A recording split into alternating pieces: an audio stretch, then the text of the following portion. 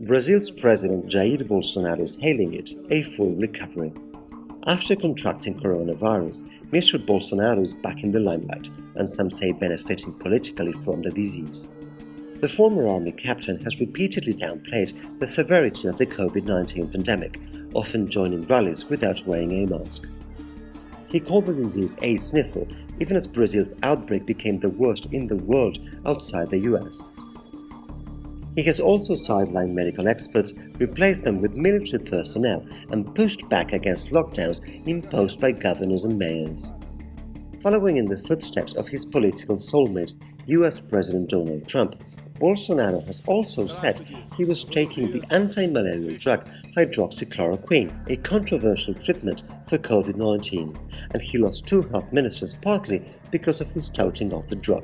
O presidente sempre ficou nas fases negativas. Ele prolongou demais a fase de negação dele e, ao prolongar a negação, ele tinha que ter uma razão. Era a economia. A fase seguinte da raiva era a raiva contra a ciência. Então, ele opta pela cloroquina. A fase 3, que é da depressão, ele começa a ficar quieto, contrai a doença, e a doença não é capaz nem de dar um ensinamento para ele sair da doença e partir, porque ele poderia pegar a doença e alterar, falar, eu entendi a gravidade, agora eu vou ajudar as pessoas. Pelo menos eu vou ser solidário às pessoas, eu vou estar ao lado do povo, eu vou estar ao lado das vítimas. Não, ele permanece nas fases negativas da reação das pessoas às notícias. Infelizmente, cada responde de jeito.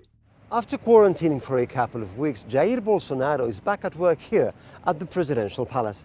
Assuming he truly recovered from the virus, he may emerge politically stronger from the pandemic. His approval ratings remain at roughly 30%, and they're already showing signs of improvement. With these numbers, history suggests he would be able to fend off efforts to eject him from office via impeachment procedures. I think there's 2 benefits. The first is that his quick recovery strengthens the claim that the pandemic is actually not that bad. And secondly, I think it also creates an image or strengthens an image of Bolsonaro as a superhuman messiah, which is also his second name, and which, particularly among his hardcore supporters, is something that I think comes across as positive. Brazil's deaths are high by global standards, but adjusted for the size of its 211 million population, they are so far below those of neighbors Peru, which follow the European model of locking down quickly. We have too many deaths to consider anything good about all this epidemic. I think we are living the most dramatic momentum of my generation. We never suffered too much and seeing people dying without, I would say, necessity to die.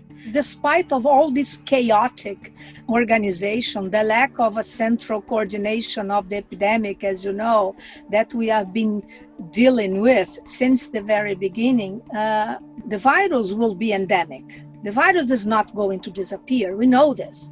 This is the reason why we need vaccines. We desperately need vaccines.